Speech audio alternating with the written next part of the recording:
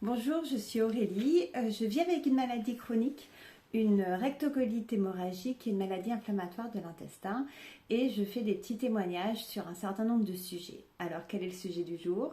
Le sujet du jour, c'est maladie chronique et travail. Voilà, parce que pour moi, j'ai connu pas mal d'impacts tout récemment. Et je voulais un petit peu faire le point sur comment est-ce qu'on fait quand on a une maladie chronique, comment ça peut se passer, vous donner mon point de vue qui n'est pas forcément le vôtre ou qui peut être différent parce que chaque personne est différente et il y a autant d'expériences différentes que de personnes différentes. Donc voilà, c'est un éclairage parmi d'autres. Alors, travail, études, pour moi, quand est-ce que la maladie a eu un impact? Elle a eu un impact à deux moments, au tout début, donc au tout début de mes études, et tout récemment, il y a à peu près un an. Sinon, j'ai eu de la chance, elle m'a laissé à peu près tranquille, avec des hauts et des bas, mais tout ça était assez gérable. Alors, le premier impact, j'en parle dans ma vidéo sur le témoignage, sur ma vie avec ma maladie chronique. J'ai commencé du coup mes études par un concours. Donc beaucoup de travail, une atmosphère assez compétitive et manque de bol pendant le concours du premier semestre. Paf, une crise de pancréatite aiguë, une pancréatite qui était auto-immune. Alors là, douleur, mais une douleur énorme, quelque chose que j'avais jamais ressenti, une fatigue énorme, c'était juste pendant les examens au pire moment. Et bien sûr, comme je pouvais même pas me tenir droite, j'étais pliée en deux de douleur, au sens propre comme au sens figuré. J'ai pas pu réussir mes examens comme j'aurais dû et comme il s'agit d'un concours, une note de 10 ça suffit pas. Et bien sûr, ces examens-là du premier semestre ont plombé les examens du deuxième semestre avec, au final, comme résultat, j'ai pas eu mon concours et s'est posé la question de qu'est-ce qu'on peut faire. Alors ça a été très très compliqué. Pourquoi? Parce que c'était ma première expérience avec la maladie et du coup, j'avais jamais connu ça. Ça a été très difficile pour ça. Deux, qui dit concours dit assez peu d'entraide, assez peu de compréhension et de soutien. Donc bien sûr, ça a été difficile, on se sent isolé, on sent que on n'a pas l'aide de ses camarades comme on pourrait l'attendre autre part. C'est assez compliqué d'être dans ce type de choses-là. 3, qui dit louper ses examens dit aussi renoncer à tout ce qu'on s'était imaginé, la carrière, la vie professionnelle, etc. Parce que on ne fait pas le concours, on n'a pas le concours, c'est pas possible. Et dans cette société où on est, si on veut, on peut, et qu'on pense que tout est atteignable, il y a certaines choses qui ne le sont pas. Et c'est difficile de pouvoir faire cette expérience-là, de se dire non, ça j'en rêve, j'ai envie, je me suis projetée là-dedans, non, pour moi ce ne sera pas possible. Ce qui est aussi difficile, c'est que comme c'est une maladie auto-immune, une maladie inflammatoire, à l'époque, alors je ne sais pas si ça a changé, c'était il y a 20 ans, les choses sont mal connues et donc moi ce que j'ai beaucoup entendu c'est « Ah bah oui, c'est normal, tu étais en examen, tu étais en situation de stress, tu ne sais pas gérer le stress, c'est trop difficile pour toi, c'est des conditions trop difficiles, ce type de choses, ça te fait partir en crise, etc. etc. » avec à la clé une perte de confiance en moi pour me dire finalement est-ce que je suis capable, est-ce que je peux gérer ou est-ce que je suis pas comme les autres, les autres ils arrivent à gérer leur stress et moi j'y arrive pas alors que j'avais l'impression de plutôt bien le gérer et donc un doute sur les capacités qu'on a et aussi se voir dans les yeux des autres comme quelqu'un de moins efficace, de moins performant, de moins capable et ça c'est très très difficile. Alors moi le petit conseil que je donnerais avec le recul c'est de se dire je fais la différence entre ce que les autres me disent sur mes capacités, les autres qui disent fais attention, ménage-toi, c'est pas pour toi, etc., etc., c'est trop de stress, etc., et ce que moi je ressens au fond de moi. Si les autres me disent non, t'es pas capable, mais que moi je m'en sens capable, c'est ça qu'il faut prendre en compte. Il faut pas perdre de vue que soi-même on se connaît, soi-même on sait, même si des fois on se pense capable, c'est pas trop le cas, mais au moins essayer et au moins rester dans cette confiance en soi et en son ressenti. Donc voilà un certain nombre de choses pour lesquelles ça a été assez difficile. Bien sûr, j'aurais pu demander une dérogation, voilà, donner un dossier médical, etc. pour refaire le concours, mais franchement, à l'époque, je m'en sentais pas capable. L'année avait été assez difficile moralement, psychologiquement, physiquement. Et ce manque d'entraide et cet environnement-là, non, j'avais envie de tourner la page et de faire... et j'étais pas capable en fait de faire, de continuer ou de le refaire. Donc après, j'ai pris la décision de faire des études qui me plaisent. J'ai trouvé autre chose, même si j'avais pas trop de vision de carrière de ce que ça pourrait donner. J'ai fait des études qui me plaisent et là, la maladie a évolué et puis j'ai trouvé des traitements et ça a fonctionné. Et du coup, je suis rentrée en rémission et j'ai pu vivre quasi normalement, faire mes études normalement, partir à l'étranger, partir en Erasmus. Voilà, ça ne m'a pas privé de pouvoir par la suite, du coup, avoir une vie d'étudiante normale, à part certaines choses comme de l'alcool ou des choses comme ça qui me donnaient des crises. Mais voilà, j'avais des crises de temps en temps, mais c'était gérable. Donc voilà pour ma vie d'étudiante, donc à un moment gros impact et puis pas d'impact ou relativement peu d'impact. Pour ma vie professionnelle, ça a été assez tranquille, ça a été assez normal. J'ai pu avoir la vie professionnelle que je souhaitais. Bien sûr, j'ai rencontré au début des difficultés à m'insérer dans le marché de l'emploi, mais comme tout le monde et pas plus que d'autres, et la maladie n'a eu rien à voir avec ça. Après, tout le long de ma vie professionnelle, j'ai pu avoir des boulots qui étaient assez exigeants, des déplacements, etc. Et ça fonctionnait plutôt bien. Voilà, la maladie avait très peu d'impact. J'ai eu très très peu d'arrêts maladie dus à ma pathologie chronique. Et j'ai pu travailler normalement jusqu'à il y a à peu près 1 an. Alors attention, quand je dis normalement, quand on est une personne qui vit avec une maladie chronique, notre notion du normal n'est pas forcément la même que la notion normale qu'ont les autres. Je m'explique. Quand on vit avec ce type de maladie-là, on est confronté à des crises de temps en temps, de la fatigue, des symptômes selon la maladie. Moi, c'était des symptômes intestinaux, des douleurs. Et on s'habitue à ça et on s'habitue à fonctionner avec ça. Et tant que les symptômes sont modérés, pour nous, c'est gérable. Et donc, on vit avec une normalité qui n'est pas exactement pareille que les autres, avec une résistance aussi qui est beaucoup plus importante, je pense, que les personnes qui ne connaissent pas ce genre de difficultés, et on encaisse. La difficulté, c'est de se dire à partir de quand c'est pas normal, et à partir de quand c'est pas gérable. Et moi, c'est la difficulté que j'ai eue. Quand on a une maladie chronique, pour moi, c'est comme marcher sur l'arête d'une montagne. Donc pour moi, marcher, si on me dit qu'est-ce que c'est marcher, c'est marcher sur l'arête d'une montagne avec 2 précipices des 2 côtés, essayer de garder l'équilibre, essayer d'aller sur le chemin et d'éviter les rochers. Et voilà, c'est un peu semé d'embûches, c'est un petit peu compliqué, mais bon, c'est moi ce que je connais comme marche. Or, pour beaucoup de gens, beaucoup de proches, beaucoup de gens qui n'ont pas ce genre de difficulté-là, qu'est-ce que c'est marcher ? Marcher, c'est tout simplement balader en plaine sur un grand chemin balisé avec des petits graviers et pas de difficulté outre mesure. Donc déjà, moi j'ai plein de choses qui me paraissent normales et qui ne le sont pas vraiment. Le problème, c'est quand la maladie commence à se faire plus présente, que les crises commencent à devenir plus fréquentes, que les symptômes deviennent plus importants, que la douleur devient plus importante, que la fatigue devient plus importante. C'est comme si la route de crête sur laquelle j'ai l'habitude de marcher devient de plus en plus fine et que le chemin s'efface un petit peu et qu'il y a de plus en plus de pierres, de plus en plus de rochers. La difficulté, c'est de savoir à partir de quand c'est pas normal et à partir de quand il faut s'arrêter, s'asseoir sur un rocher et dire j'irai pas plus loin, là ça devient dangereux.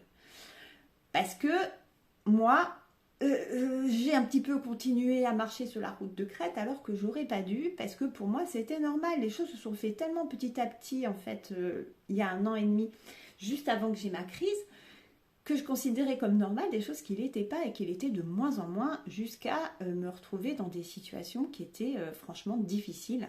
C'est le médecin, c'est mon médecin généraliste qui à un moment donné m'a fait prendre conscience des choses. Il m'a dit à un moment, arrêtez-vous, c'est plus possible. Est-ce que vous avez conscience que vous avez une maladie qui est grave et que là, vous êtes en crise et que c'est pas normal et qu'il faut faire quelque chose? C'est lui qui m'a fait prendre conscience, parce que moi j'avais besoin d'un regard extérieur, parce que j'avais l'habitude, tellement l'habitude de marcher sur une route de crête, sur un petit chemin de crête, que quand le chemin est devenu trop fin et impraticable, eh ben je m'en suis pas forcément rendu compte. Parce qu'il y a toujours cette notion de dire, ah ben non, mais là si je m'arrête, on va me dire que je m'arrête trop tôt, que je suis trop douillette, que je m'arrête pour rien. Et il y a toujours ce côté-là de dire, bon ben je serre les dents, je continue parce que c'est ce que j'ai appris à faire. Donc attention par rapport à cette normalité, d'essayer d'être vraiment attentif à partir de quand les symptômes sont plus gérables, pour pouvoir s'arrêter à temps, parce que dans les expressions un peu vieillottes, qui veut voyager loin ménage sa monture, et sa monture c'est soi-même, donc il faut se ménager. Ce qui est compliqué, et pourquoi on ne s'arrête pas quand le chemin de crête devient de plus en plus étroit, c'est qu'on est dans une société qui valorise quoi? Qui valorise la performance, qui valorise le fait d'être fort, le fait de continuer malgré les obstacles, le fait de faire preuve de volonté, etc. Et donc, on a envie d'être une bonne personne, on a envie d'être valorisé, on a envie de se conformer à ce que la société valorise. Et donc, on va avoir plus facilement cette tentation d'être fort et de continuer alors qu'on ne devrait pas, et de considérer que le fait de s'arrêter ou le fait de s'écouter, c'est de la faiblesse, chose qui n'est pas valorisée par la société. Or, c'est bien de prendre un peu de recul par rapport à ça, toute cette notion de performance et de force, et se dire, la force, elle ne se trouve pas forcément là où on pense. Continuer comme ça, de façon débile, alors que y a des précipices de chaque côté et qu'on peut trébucher et se retrouver 40 mètres plus bas, moi c'est ce qui m'est arrivé, c'est pas de la force. Non, c'est essayer de se dire, s'écouter, faire preuve de bienveillance envers soi-même, faire preuve d'empathie envers soi-même, s'arrêter, tout ça c'est aussi de la force et de la force mentale, c'est pas évident, et c'est d'autres qualités qui sont tout aussi importantes. Donc voilà, donc il y a un certain nombre de choses. Alors qu'est-ce que je fais? Qu'est-ce que je fais quand je suis en crise, moi, quand ça s'est passé? Qu'est-ce que j'ai fait du coup quand ça a commencé à ne plus aller et à plus être gérable? Ce qu'on fait en premier, c'est d'essayer de gérer ses symptômes. Voilà, la fatigue, essayer de faire moins de présentéisme, moins de déplacements quand c'est possible. Moi, j'avais un gros défi avec l'alimentation, parce que une maladie chronique de l'intestin, c'est des symptômes intestinaux. Donc, le traitement ne fonctionnait pas encore et il fallait trouver une solution, parce que voilà, moi j'étais sous Pentasa, ça ne fonctionnait plus. On m'avait mis sous corticoïdes. Ça a mis du temps à fonctionner, mais il fallait bien que moi je trouve une solution pour faire mon travail et pour continuer. Donc la seule solution que j'avais trouvée, et je sais que c'est pas bien, et je sais qu'il faut pas le faire, mais c'était de pas manger le matin, pas manger à midi, manger à partir de 14h, et des choses qui passaient pour pouvoir avoir les symptômes intestinaux le plus tard possible dans la journée. Pouvoir aussi me reposer le plus possible, essayer de faire plus de télétravail, etc. Il y a aussi tout ce qui est mieux, encore plus s'organiser, prioriser, se dire ça c'est important, ça c'est urgent, ça allait moins, arriver à laisser tomber des choses qui ne sont pas importantes, pouvoir aussi voir si d'autres personnes peuvent assurer, pouvoir mettre un petit peu de délai quand c'est possible. Voilà, et c'est tout ce qui est gérer son emploi du temps, gérer son organisation du travail, prioriser, c'est ce qui est vraiment important à faire en parallèle de gérer ses symptômes. Donc ça, la première chose à faire, c'est, moi, ce que j'ai fait, c'est essayer de gérer par rapport à moi. Mais à un moment donné, c'était pas suffisant. Donc qu'est-ce qu'on fait quand c'est pas suffisant? En parler. En parler, c'est super important. Encore faut-il le pouvoir, être dans son environnement où c'est possible de le dire, où c'est possible d'en parler, et encore faut-il le vouloir, accepter du coup que les autres aient ce regard sur nous, nous considèrent comme quelqu'un qui est plus quelqu'un de normal, mais quelqu'un qui vit avec une maladie, quelqu'un un malade, ça peut être compliqué, sauf peut-être avoir l'image de quelqu'un de moins performant, etc. Donc c'est pas partout qu'on peut le faire, mais si on peut en parler, c'est vraiment là que se trouve la solution. Parce que l'humain, il est fait pour quoi? L'humain, il est fait pour la coopération, il est fait pour être ensemble, il est fait pour trouver des solutions ensemble. Il n'est pas fait pour cette société dans laquelle on vit, qui est basée sur la compétition. C'est pas là qu'on a les meilleurs résultats, c'est pas là qu'on est le plus heureux, c'est pas là qu'on est le mieux, et c'est pas là aussi que ça fonctionne le mieux. On est fait pour la coopération. Donc moi, j'ai eu beaucoup de chance. J'avais des collègues en or.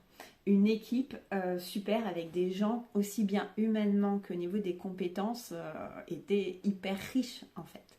Et ça m'a beaucoup aidé. Ça m'a beaucoup aidé parce que ensemble, on peut se mettre autour de la table, entre guillemets, parce qu'on est à distance, et trouver des solutions ensemble.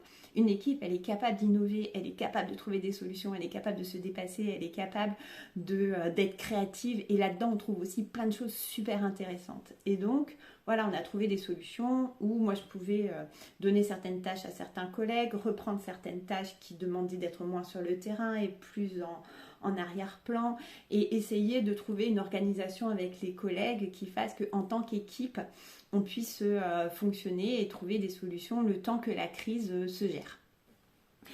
Autre personne à qui en parler, c'est le manager direct. Là aussi, moi j'ai eu beaucoup de chance. Bon, vous verrez que j'ai pas eu de chance sur toute la ligne, hein. Mais au niveau du manager direct, une personne aussi bien humainement qu'au niveau des compétences, qu'au niveau de tout, qui est extrêmement soutenante, extrêmement compréhensive, extrêmement compétente. Et donc, on a pu aussi trouver des solutions ensemble. Ce qui est important aussi avec son manager, c'est d'arriver pas seulement avec un problème, mais avec des solutions. Pour être acteur, pour être impliqué, dire ok, ben moi à ce moment, je connais certaines limitations, mais je te propose de faire comme ci, comme ça, je te propose que mon rôle évolue vers ça pour pouvoir continuer à travailler, apporter quelque chose à l'équipe et faire avancer les choses. Donc arriver aussi avec des solutions. Ça permet aussi de soi-même pas se retrouver en position de faiblesse ou en position un peu inférieure ou dans lequel on n'est pas très à l'aise, où on demande quelque chose. Le fait d'arriver avec des solutions, d'y avoir réfléchi, de montrer qu'on est impliqué, etc., c'est super. Donc ça aide beaucoup, aussi bien les autres que nous. Mais ça dure qu'un temps en fait. Et si la crise, elle ne dure pas, c'est ce qu'on peut trouver. Après, les solutions, elles ne peuvent pas reposer que sur des personnes. Parce que les personnes, elles ont aussi leurs limites. Et c'est normal, c'est des limites qui sont humaines. Donc au bout d'un moment, il faut transformer l'essai et passer à l'organisation. Parce que si on compte que sur les collègues ou que sur le management direct, à un moment donné, eux aussi vont s'épuiser et il risque d'y avoir des tensions, etc. Donc à un moment donné, il faut trouver des solutions plus pérennes avec l'organisation. Avec les RH, il y a plein d'interlocuteurs.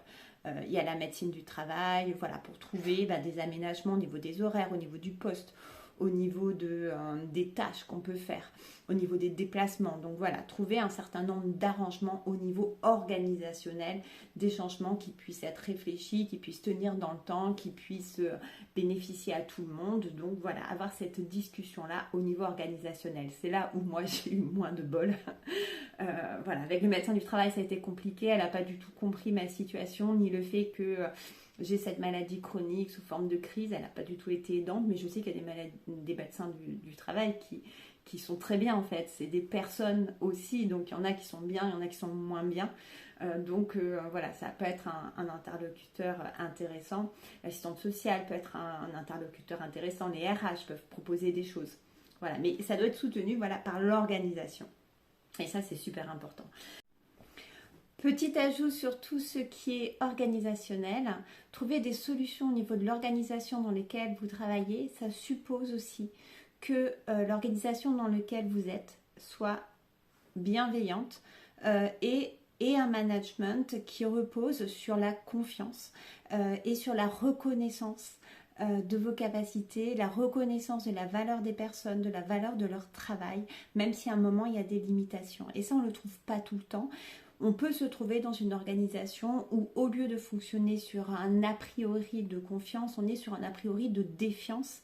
Et une organisation qui pense du coup que le salarié va essayer de tirer avantage, n'est pas vraiment malade, n'a pas vraiment de problème, etc., etc. Et ça, c'est ce qui coince, c'est ce qui cause problème.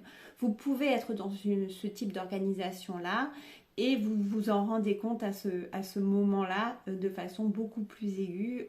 Voilà, je vous parle d'expérience personnelle aussi au niveau de l'organisation.